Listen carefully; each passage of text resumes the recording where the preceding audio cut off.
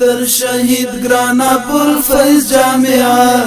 چی پو میوان کی لکل مرزلیجی کشکی نخود او پا مرچا کلی کی ظلم دستوری د سحر زلیجی دستر شهید گرانا پرفیض جامعه چی پو میوان کی لکل مرزلیجی کشکی نخود او پا مرچا کلی کی ظلم دستوری د سحر زلیجی شیخ علامہ عبدالغفار کړه تاسیس لهغه وخت ډیر کلونه تیر سول کړه تاسیس په همکارۍ دورونو پر رنگارنګ انقلابونه تیر سول دا احادیثو سر مرکز و پخوا فارغ دل تریکال پکال طالبان پجوش خروش بتدریسونا کدل وشی صاحب نډیر خوشحال طالبان دستر شهید گرانا پرفیض جامعه چی پو میوان کی لکل مرزلیجی کشکی نخود او پا مرچا کلی کی ظلم دستوری د سحر زلیجی شیخ بریالی پو مینا حج تولاړو چی سوراستن کمونیستی دوروا زندان تیو ور هوائی میدانا حالت شهید کر الحادی دوروا ټول طالبان لاړل پری وکوچدل دغه د علم سرچینه بند سوا شیخ پلګون کی شو تر خاور لاندې لها اورزی مدرسه بند سوا دستر شهید گرانا پرفیض جامعه چی په میوان کی لکل مرزلیجی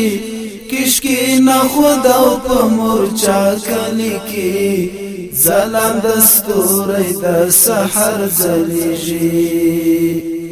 د امارت ظهور سرا یو زلبیا د مدرسه په جوش خروش پیل سوا متوکل اهتمام کولو دا زلی بیا د پهوش پیل سوا خو بیرته بنسو د مرکز د علم امریکایی اشغالګران چې راغلل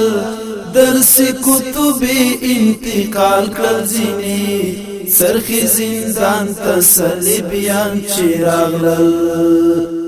دستر شهید گرانا پرفیض جامعه چی پو میوان کی لکل مرزلیجی کشکی نخود او پا مرچا کلی کی ظلم دستوری د سحر زلیجی دا آزاد المر بیا پر غرو وختی شکر دی شکر امریکا ماتا سوا دا آزاد یو خپلواکۍ ورځې دي نا ټوټل والا هم پر ملا ماته سوا بیا د مکتب او مدرسو ورځې سوې شکر دی مات سول اشغالګر ځواکونه پر تعلیمګاو به بمبار نه کیږي مات مو کړل ولاړل زورور ځواکونه دستر شهید گرانا پرفیض جامعه چی پو میوان کی لکل مرزلیجی کشکی نخود او پا مرچا کلی کی ظلم دستوری د سحر زلیجی بیا کندهار بسی سمسور پا علم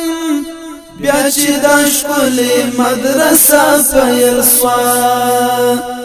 دین عصری علوم درسیجی پکی شکر دی بیا دا جامعه پیل سوا تری فارغیجی بشایستا طالبان دا احادیثو پا دوری وی دلتا گوهری بیا په شایسته میوند کې د فراغت ستړي جلسې وي دلته د ستر شهید ګران ابوالفیض جامعه چې په میوند کې لکه لمر ځلیږي کشکي نه خود او په مورچا کلي کې ځلانده ستوری د سحر ځلیږي د ستر شهید ګران ابوالفیض جامعه چې په میوند کې لکه لمر ځلیږي کشکي نه خود او په مورچا کلي کې ځلانده ستوری د سحر ځلیږي ځلانده ستوری د سحر ځلیږي